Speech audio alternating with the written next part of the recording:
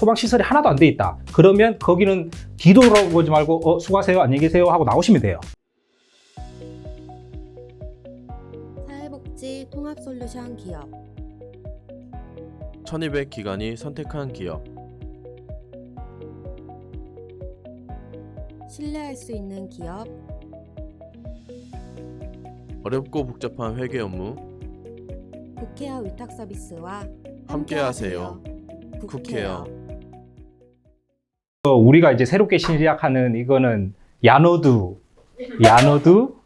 주간보호센터 설립할 수 있어라는 프로젝트인데, 그래서 우리가 많은 주간보호센터를 오픈해 봤지만 어떻게 하면 오픈을 할 수 있는지 이 체계에 대해서 잘 모르시는 분들이 많아서 거기에 대해서 우리가 한번 정리해서 이야기를 해주면 좋지 않을까라고 해서 오늘의 1편 제목은 마음가짐이라고 원래 우리가 이름을 지었죠. 근데 마음가짐이라는 게 사실은 마음가짐 이꼴 예산인데, 이게 왜 마음가짐이 예산이 되는지는 추후에 가면 이제 이해가 되실 겁니다. 많은 분들이 이제 창업을 하려고 하는데, 자기는 용기가 없어서 돈은 있는데 이제 퇴직을 하고 용기가 없어서 오픈을 못 한다라고 착각을 하시는 분들이 많아. 그 착각을 하시는 분들이 많은데, 그분들은 사실은 용기가 부족한 게 아니라 정보가 부족한 겁니다. 그래서 본인이 착각하는 거지. 그래서 우리 국회의에서, 그리고 신프로와 전천박사와 우리 직원들이 그 정보를 제공해 드릴 거니까, 그러면 걱정과 용기는 해결이 된 거잖아요. 그러면 이제 도전하시면 된다. 그래서 오늘은 참고로 제가 굉장히 악필입니다. 그래서 마음가짐에 대해서 예산. 자, 이거를 정확한 예산을 사실은 우리가 짜기는 굉장히 힘들어요. 그래서 간단하게 이야기해서 100평짜리 센터를 오픈하고 싶다 라고 예를 들게요. 100평짜리 센터면 정확하게는 산출할 수 없지만 수급자 기준으로 36인에서 41인 정도, 그죠? 36일에서 41인 정도의 어르신을 우리가 모실 수가 있는데, 이거는 각 지역마다, 그리고 뭐 그 시군구에 따라서 우리가 36일이 나올 수도 있고 41인이 나올 수도 있다. 근데 100평짜리를 보통 주간보호를 임대를 많이 하시잖아요. 그럼 임대를 하면 이게 지역마다 다 다르겠지만, 뭐 보증금이 뭐 1억인 데도 있을 거고, 그 다음에 보증금이 세지만 뭐 임대료가 저렴한 곳도 있을 거고 하는데, 그냥 평균적으로 잡았을 때 그냥 3천만 원이라고 잡을게요. 3천만 원.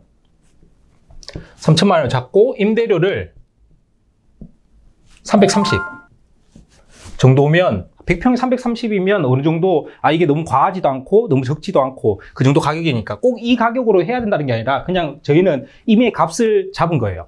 그러면 자, 초기에 어떤 비용이 들어갈까를 생각해 보면, 가장 먼저 우리가 이제 임대를 했어요. 벌써 이제 100평짜리를 나는 임대를 했어. 그러면 처음에 뭐가 들어갈까요? 설계비가 들어가겠죠. 설계는 보통은 무조건 싸게 하시려고 하시는 경우가 많은데, 설계 같은 경우에는 그 지역에서 하셔야 돼요. 그래야지만 거기에 이제 시공구와 이제 연결된 건축사랑 해야지만 조금 더 원활하게 진행을 할 수가 있고, 이 설계비를 아끼려고 소방이나 전기 도면을 안 그리시는 경우가 있는데, 그러면 나중에 허가 내기가 굉장히 힘들어집니다. 그래서 그런 것들을 포함했을 때 보통 평균 잡아서 평당 한 5만 원 정도로 생각하시면 될 것 같아요. 그래서 설계비를 그러면 얼마 들어가지? 500만 원 들어가죠. 그 다음에 이제 설계를 했어요. 그러면 우리는 인테리어를 해야죠. 인테리어에 대해서 굉장히 나중에 할 말이 많은데, 사실은 그냥 일반적인 인테리어를 해야 되는 게 아니라 우리가 여기에 뭐 방염도 해야 되고, 그래서 일반적인 인테리어랑 굉장히 달라요. 근데 인테리어를 많이 알아보시면 뭐 평균적으로 한 80만 원에서 한 120만 원 평당 그렇게 되는데, 120만 원 정도 되는데, 그러면 우리가 중간값으로 100만 원을 잡으면, 그러면 100평이면 1억이죠. 1억. 그리고 그 다음에는 이제 우리가 어떤 건물을 구하는지가 굉장히 중요한 이유가, 여기서 보는 눈이 있어야 돼요. 많이 돌아다니시고 안목을 키워야 되는데, 여기서 공사 인테리어 외에 또 들어가는 게 소방입니다. 소방공사를, 우리가 소방에서는 뭐 감지기를 설치하는 거, 그 다음에 스프링클러 증설 이설하는 거, 이런 것부터 시작해서 배연창이 없으면 배연창을 우리가 설치를 해야 되냐 말아야 되냐 뭐 이런 것까지 있는데, 그럼 소방이 의외로 더 까다로워져서 이게 요양원이나 주간보호랑 이제 별 차이가 없기 때문에 공사 비용이 꽤 많이 들어가요. 그래서 인테리어 처음에 이제 그 건물을 보러 가실 때 만약에 소방 시설이 잘 돼 있다. 근데 내가 어차피 뭐 그 힐링실이나 뭐 이런 구획을 나누면서 증설 이전은 당연히 해야 되는 거지만 소방이 그래도 어느 정도 되어 있으면 여기서 굉장한 세이브를 할 수 있기 때문에 일단은 건물을 보러 갔는데 소방 시설이 하나도 안 돼 있다. 그러면 거기는 뒤돌아보지 말고 수고하세요, 안녕히 계세요 하고 나오시면 돼요. 그래서 그게 이걸로 했을 때 여기서만 해서 몇 천만 원을 아끼실 수가 있는데, 보통은 소방은 봤을 때 평당 한 10만 원 정도 든다고 생각을 하시면 돼요. 그러면 1,000만 원이 들어가겠고, 그 다음에 소방 이후에 또 뭐가 들어갈까요? 냉난방기를 설치를 해야죠. 그래서 냉난방기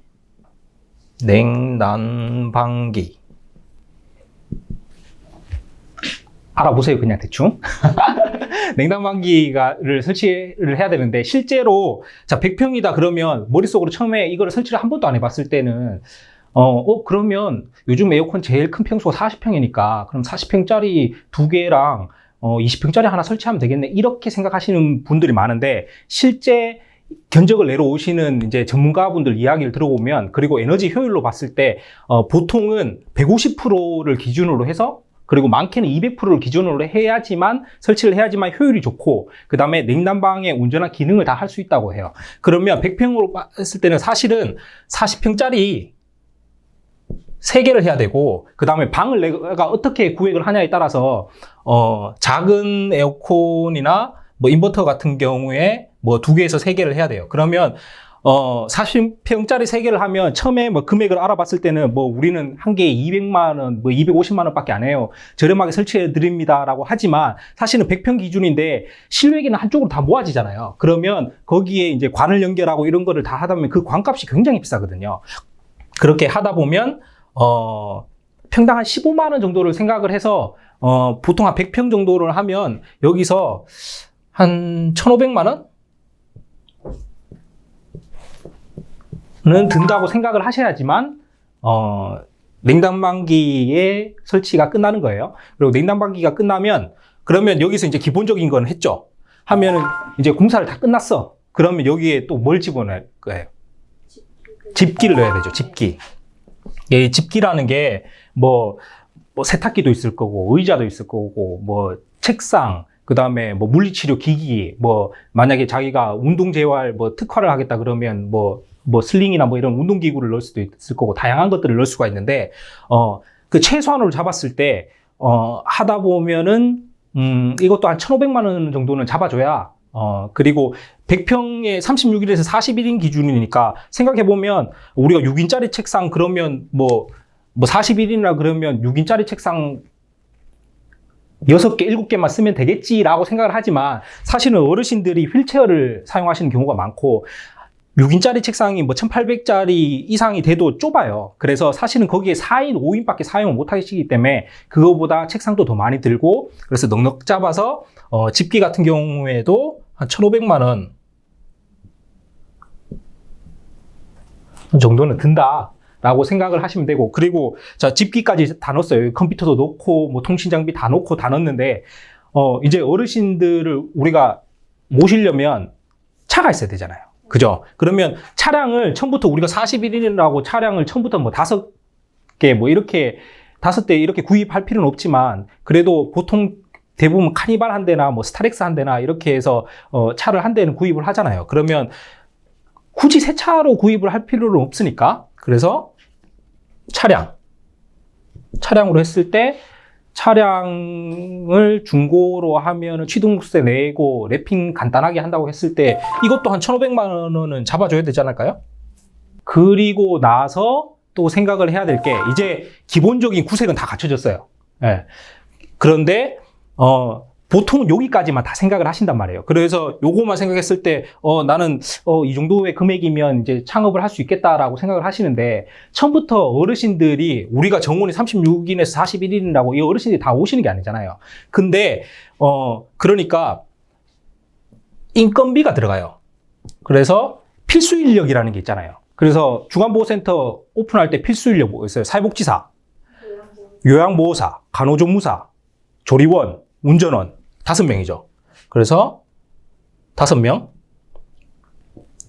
기본적으로 들어가면 그럼 4대 보험 포함해서 내면은 우리가 어르신이 찰 때까지 이걸 기다려야 되니까 한 6개월 정도의 자금력은 내가 가지고 있어야 된단 말이에요. 6개월을 했을 때 4대 보험 포함하면 한 사람당 한 210만 원 정도는 생각을 해야 되잖아요. 그러면 한 달로 따져졌을 때는 이게 1,100만 원. 그죠? 그리고 이거를 6개월로 따지면 6,600만 원이죠. 그죠? 인건비가 6,600만 원이 들어가는 거고, 그 다음에 또 들어가야 될 게 운영비. 왜냐면 처음에는 어르신들이 한두 분 오셨고 직원들 이제 밥을 줘야 되는데, 그러면 뭐 우리가 식대를 받는다고 해도 뭐 보통은 식대를 비싸게 안 받잖아요. 뭐 2,000원 받는 데도 있고 3,000원 받는 4,000원 받는 데도 있는데, 그러면 식대 그거 다 모아봤자 얼마 되겠어요. 근데 그러면 그 식대 가격에 맞게끔 우리가 음식을 드리면 제대로 서비스를 못 해드리잖아. 그러니까 처음에는 식대보다 더 많은 돈을 할애할 수밖에 없어요. 거기에 운영비에, 그래서 그런 이제 식자재도 구입해야죠. 그 다음에 매달 임대료도 내야 되죠. 330만 원씩. 그 다음에 만약에 우리가 집합 건물이야. 거기에 관리비도 또 들어가겠죠. 관리비 내야 되지. 그 다음에 전기세 내야 되지. 공과금 내야 되지. 하니까, 운영비로만 해서 한 달에 한 1,000만 원 정도는, 한 달에 1,000만 원은 들어간다고 생각을 해야 된다. 그러면 이거를 6개월로 따지면 이게 6,000만 원. 그죠? 자, 여기서 3,000만 원 들어갔어요. 설계에서 500만 원 들어갔어요. 그 다음에 인테리어에서 1억 들어갔어요. 소방에서 1,000만 원 들어갔어요. 냉난방기에서 1,500만 원 들어갔고, 집기에서 1,500만 원 들어갔고, 1,500만 원 차량에서 들어갔고, 인건비에서 6,600만 원, 운영비에서 6,000만 원 하면은 총 얼마가 되죠? 3억 이상이 들어갑니다. 3억 이상이 들어가니까 내가 그러면 결론적으로 100평짜리 센터를, 어르신들 수급자 36인에서 41인 정도를 모실 수 있는 센터를 하려면 내가 3억 이상은 준비가 돼야 센터를 오픈을 할 수 있다라는 게 핵심이고, 근데 여기서 처음에 뭐 공사를 하거나 오픈할 때 이거를 어떻게든 아끼려고 해서 막 저기서 50만 원 깎고 저기서 100만 원 깎고 해서 이거를 갖다가 뭐 해서 여기서 1,000만 원, 2,000만 원을 깎을 수도 있어요. 네. 근데 이거보다 더 중요한 건 사실은 이 과정이 일어나는 동안 차라리 마케팅과 영업을 열심히 해서 어르신들 오픈하는 동시에 수급자 10명만 모집을 해도, 어르신들 수급자 10명만 모집을 하면, 그러면 최소한으로 잡았을 때 10명이면 6개월이면 6천만 원이라는 돈이에요. 그럼 3억이 들어가는데, 그러면 6천만 원 빼면 2억 4천인 거예요. 네. 그러니까 이렇게 세이브를 해서 내가 제대로 된 인풋을 놓고 그 아웃풋을 찾으려고 해야지, 계속 인풋을 아끼려고 하면 아웃풋도 제대로 나오지가 않거든요. 그래서 이거를 꼭 기억하시고 이거의 토대가 되도록 하시면 되고, 그리고 핵심은 여기서는 저희가 그냥 제가 굉장히 타이트하게 해서 6개월로 잡아놨지만, 사실은 오픈을 하시는 대표님 입장에서는 1년 동안은 수익이 없다라고 보셔야 돼. 왜냐하면 어르신들이 한 25인, 수급자가 25인 될 때까지는 이상하게 어르신들 늘어나는데 내가 들어오는 이득은 없어. 신기한 과정이 일어날 거예요. 왜냐하면 어르신들 늘어나는 대로 나는 사회복지사도 더 뽑아야 되고 요양보호사도 더 뽑아야 되죠. 그죠? 그러면 인건비가 늘어나죠. 네, 인건비 늘어나. 그런 다음에 또 어르신들이 자꾸 늘어나면 차량 한 대로 돼요, 안 돼요? 안 되죠. 그러면 차를 거기에 맞게끔 계속 사야 돼. 그래서 그리고 25인이 되면 누굴 뽑아야 되죠? 담원을 뽑아야 돼. 그러면 여기서 또 인건비가 또 추가돼. 그러니까 1년 동안은 이걸 오픈하면서 아셔야 돼. 결론적으로 나는 100평짜리를 오픈할 때 3억이 들어가고 1년 동안은 수입이 없다 라고 생각을 하시고, 그 마음가짐을 가지고 센터를 오픈하시면 내가 벌써 마음적으로 안정이 돼요. 아, 이걸 알고 들어가는 거니까, 이 정보를 알고 내 마음에 정립을 한 다음에 들어가는 거니까, 이게 내 직원들한테도 내가 여기서 맨날 나는 왜 돈이 없지? 맨날 돈이 없지? 이러면 직원들한테 스트레스를 부르게 되면 직원들도 행복하겠어요? 직원들도 스트레스 받아서 그게 어르신들한테 전달이 되겠죠. 그래서 이게 선순환으로 가려면 내가 좋은 에너지를 가지고 있고, 아, 내가 25인 이상이 넘어가야 25인, 26인이 넘어가서 안정기로 접어들어야지만 나도 어느 정도 수익을 가지고 올 수 있다라는 것을 알고 접근을 한다면, 그런 마음가짐을 가지고 접근을 한다면 좋은 센터를 만들 수 있고, 이 센터는 분명히 성공할 거예요. 그래서 저희가 제목을 마음가짐은 곧 예산이다 라고 지었습니다. 네. 그리고 이거에 대해서는 이게 러프하게 저희가 설명을 해드렸는데, 이거를 좀 더 보기 쉽게 우리 엑셀을 굉장히 잘하는 천천 박사가 굉장히 단순하게, 정확한 산출값은 아니지만 굉장히 단순하게 그냥 평수와 보증금과 임대료만 넣으면 대충 대략 어느 정도의 자본이 필요하다라는 엑셀 서식값을 만들어서 네이버 저희 카페에 올려드릴 겁니다. 그래서 거기에 대해서 우리가 이게 끝나고 나면 천천 박사가 좀 이따 시간이 되면 그 엑셀 활용하는 거와 여기에 대해서 한 번 더 설명을 해드릴 거예요. 그래서 그걸 활용하셔서 여러분들 창업하시는데, 이거는 제가 말씀드렸다시피 야너도 창업할 수 있어야 해서 1편에 불과합니다. 이 뒤에 디테일한 과정들이 굉장히 많기 때문에 이런 좋은 정보들을 많이 가져가셔서 용기 잃지 마시고 도전하시기 바랍니다. 그러면 지금까지 심프로였습니다. 감사합니다.